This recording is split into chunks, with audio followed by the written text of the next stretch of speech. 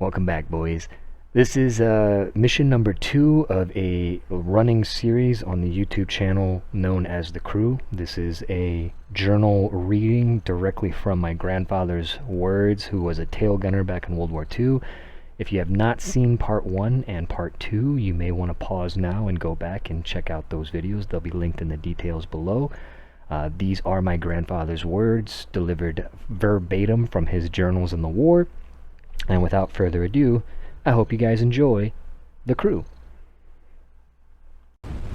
Mission number 2. Target: Bohlen, Germany. 2 March 1945. I wrote up these missions shortly after flying them under less than favorable conditions, and they are all almost illegible, and even I've had a hard time reading them. Those notes went with me on several transfers while in the DEA, and they got all mixed up. At this time, in the summer of 2000, I've been unable to locate my notes for mission number 2 and 18, as well as a couple of other ones. Wally Barnes sent me the write-ups of his missions, except for number 2 and number 18. I had one more mission than he did, but I don't recall which one he missed. His 17th and my 18th were the same. Except for times, altitudes, routes, and so on, I still have an independent recollection of each mission that I used his notes for, and added my own recall. Mission number 18 was to Falkenberg, Germany, on 19 April 1945. This was the second to last mission of the 305th Bomb Group, and when the war ended. Mission number 3. Target: Bohlen, Germany. It was 0100 hours on the morning of 2nd of March 1945. Here in the UK, when the CQ woke me up for the 3rd time, he held my hand as he said, "Howard, you're flying tail for Big John today. Breakfast at 0130, briefing at 0300. You got a load of frags and 2,780. Frags are anti-personnel bombs, and the 2,780 meant the maximum gas load, which added up to deep penetration into Germany. Looks like it'll be a rough one." Then, down the line he went, waking up each man assigned this flight individually. Our CQ was a nice guy, who had completed his missions, but elected to stay in England, as he had married an English girl. He knew what it was to be scared and tired, and the shock one got from getting woke up in the middle of the night in typical GI style. We got dressed and headed to the mess hall to eat. All the enlisted men on our crew then walked together into the briefing room, signed in, and waited for the briefing to start at 0300. The briefing officer walked in front of the room and said, "At ease. Well, fellas, you have a rough target today, but let's do it up fine and give the Huns something to remember for the 305th. Our target today is Bohlen. It's a small town full of anti-aircraft guns protecting heavy industry in the Mersburg area. Here's the story. The entire 8th Air Force will be hitting targets in Mersburg today, and our job is to go in first and knock out the flak batteries so the main force can get to their targets in relative safety. It's gonna be rough, but remember, this is our chance to hit back at those bastards and save a lot of lives of guys coming in back of us. Now, that would be a great idea if somebody else was doing it." He went on to give us the details: IP course, altitude, fighter cover, etc. He neglected to tell us to pray, but that's okay, because I had that part pretty well covered. After briefing, the Catholics went to communion and received general absolution. The non-Catholic guys also did their thing, and I'm sure even the atheists uttered a few prayers. Then to the equipment room for parachute, oxygen mask, heated suit, etc. And we boarded trucks that took us up to the assigned planes. All I knew from the briefing was that our crew was assigned number 002. It was still very dark, but the moon was up, and the first thing I noticed was the plane's name, Flak Eater, in big red letters on her nose. Going after flak guns in a plane named Flak Eater seemed to be a pretty bad joke. Bombing 32 flak guns in a plane named Flak Eater. Wow. We put our equipment in the ship, installed our guns, checked and double-checked oxygen regulators, heated suits, guns, intercom, etc. Then we gathered in the crew chief's tent, and we smoked like crazy and talked. Then Big John let out his cry. "Climb on, you happy bastards. We fire up in 4 minutes. Everyone in the radio room for takeoff except Howard. You ride the tail and keep that damn lamp working."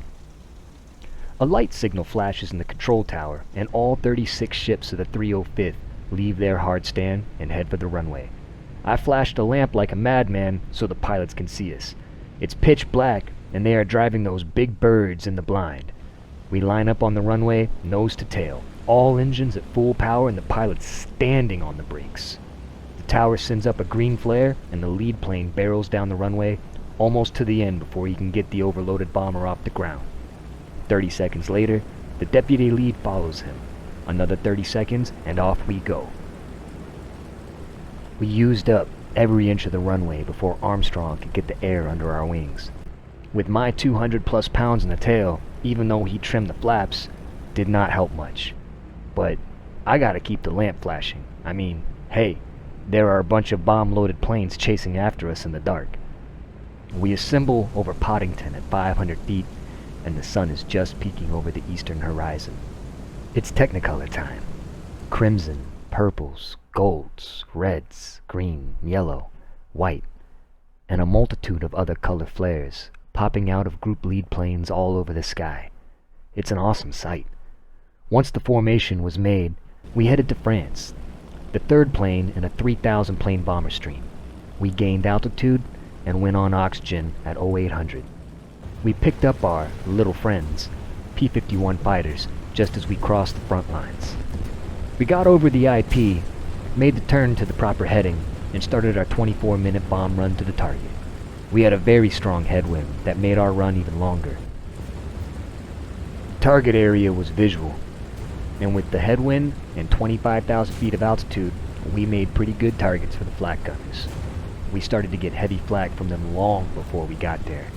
They had our altitude right on the money, and they were hitting us bad, thick, and fast.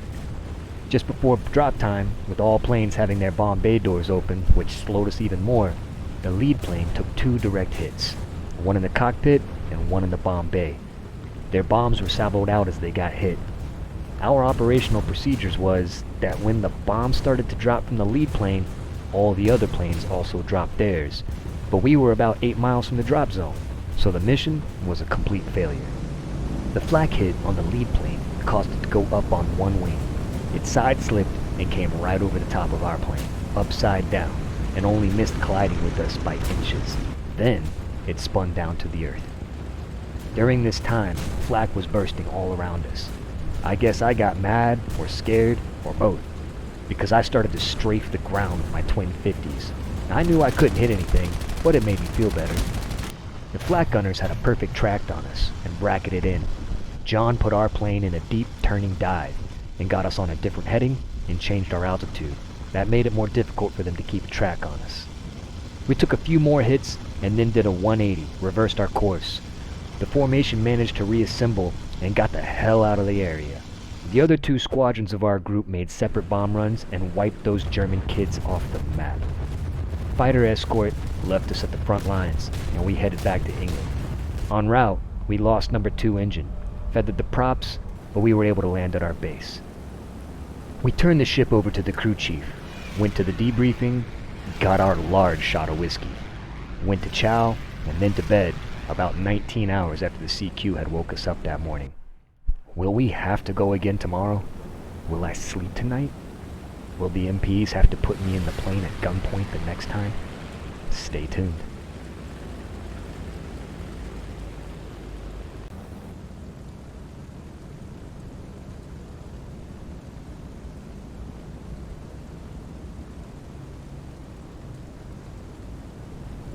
So, that was The Crew, mission number 2 and 3, relayed to you verbatim out of my grandfather's journal, narrated by his own grandson.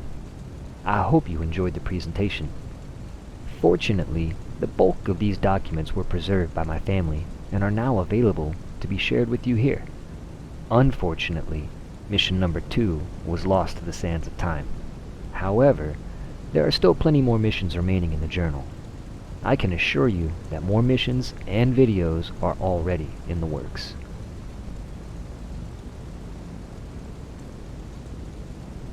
This in-game War Thunder replay footage that you're seeing is my community's attempt to recreate the missions that you're hearing described. We designed custom scenarios for our simulation community to enjoy on a large scale, and we do our best to keep the missions as faithful to the words as we practically can. We also do plenty of other scenarios, such as Pearl Harbor, Vietnam, the Falklands War, and even fantasy scenarios such as the Final Countdown. Just about anything you can dream up that we have assets for. Thankfully, War Thunder provides us with plenty of vehicles to choose from. If you're ever interested in joining us on missions such as these, the door is wide open for you. Simply find us on r/War Thunder Sim with over 7,000 other members, or in the associated official Discord, which you will be able to find linked in the details below. We host and run regular events, always in Sim, always designed to be fun and approachable to even the newest of pilots. Many of the aircraft you've seen in today's footage were pilots trying out simulation for their very first time, many of whom are using nothing but mouse and keyboard controls. We designed the events to be extremely forgiving, with ample opportunities to respawn and rejoin the fight. Don't worry if you're not an ace with simulation. Errors and mistakes, they're part of the fun. They happened in real life too, but without the benefit of respawning right back into the chaos. If you ever need help getting set up for Sim, that's exactly why I built these communities. We are here to assist. We have all the guides, resources, and personalized advice to get you started on your journey into Sim. It would be our privilege to share the skies with you. If you've ever been on the fence about trying Sim, let me be the first to nudge you toward doing so. You have nothing to lose, everyone available to help you, and you may discover the same magic of flight that we all share. The Sim community is, by far and away, one of the most wholesome, mature, and welcoming online communities I've ever had a pleasure of being a part of. It is one of the few things I've built that I'm proud of. Thank you for the privilege of your time and your attention. I wish you all safe skies and good hunting. 07.